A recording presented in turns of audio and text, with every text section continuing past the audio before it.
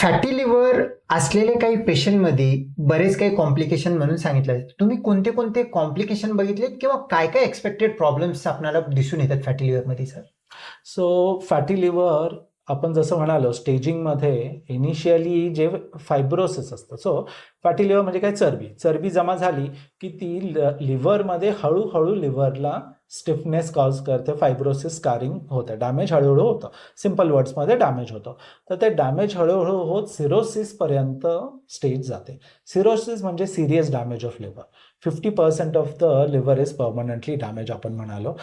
बऱ्याच वेळा लोकांना हा चान्सही मिळत नाही की फायब्रोसिस स्टेजला फॅटी लिव्हर डायग्नोज होणं, कारण आता बाकीच्या कुठल्या तरी कारणाने जर डायग्नोज झालं तर लवकरच डायग्नोज होतं.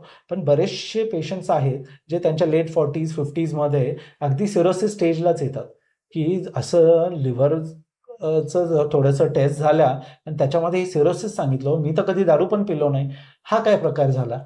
तर त्यांना फॅटी लिव्हर वर्षानुवर्ष होतं, कधीही तपासणी झाली नाही आणि अचानक आता सिरोसिस या स्टेजला आलेले आहेत. आता सिरोसिस स्टेजला आहे सिरियस डॅमेज, पण तरीही मॅनेजेबल आहे. जर सिरोसिसच्याही पुढे जे काही प्रॉब्लेम्स आहेत हे काय असतं तर लिव्हर फेलियर, येस. म्हणजे 50% पेक्षाही जास्त पुढची डॅमेज होणं. मग त्याच्यामध्ये बाकीचे कॉम्प्लिकेशन्स होणे, जॉन्डिस होणे, पोटात पाणी, असायटिस होणे, व्हॅरेसेस म्हणजे उलटी अन्ननलिकामध्ये नसा सुजणे ज्याने रक्ताची उलटी वगैरे होऊ शकते, शरीरामधले टॉक्सिन्स वाढणे की ज्याने ब्रेनला सूज येते, एन्केफेलोपॅथी जे म्हणतो आपण तसं होणे, हे लिव्हर फेलियरचे पुढचे लक्षणं झाले.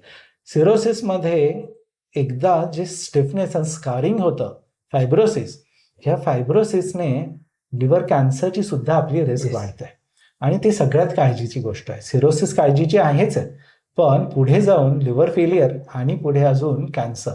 तर सिरोसिसच्या 5 ते 10% लोकांमध्ये कॅन्सर होण्याची शक्यता असते. तर हे अगदी सिरियस कॉम्प्लिकेशन्स आहेत. त्याच्यामुळे ह्या स्टेजला न जाणे हे सगळ्यात महत्त्वाचं. या स्टेजलाही गेलं तरीही डायग्नोसिस होऊन ट्रीटमेंट होते, पण पूर्ण लिव्हर रिकवर होण्याची शक्यता त्यावेळेस नसते. त्यावेळेस अगदी आपल्याला थोडं सपोर्टिव्हच थोडं एक स्ट्रॅटेजी फॉलो करावी लागते. त्यामुळे हे सगळे पुढचे कॉम्प्लिकेशन्स टाळायचे असतील तर अर्ली डायग्नोसिस आणि अर्ली त्या डायग्नोसिसला प्रिव्हेन्शनसाठी पुढचं फर्दर वर्सनिंग होऊ नये म्हणून प्रिव्हेन्शनसाठी लाईफस्टाईल चेंजेस महत्त्वाचे ठरतात. ओके.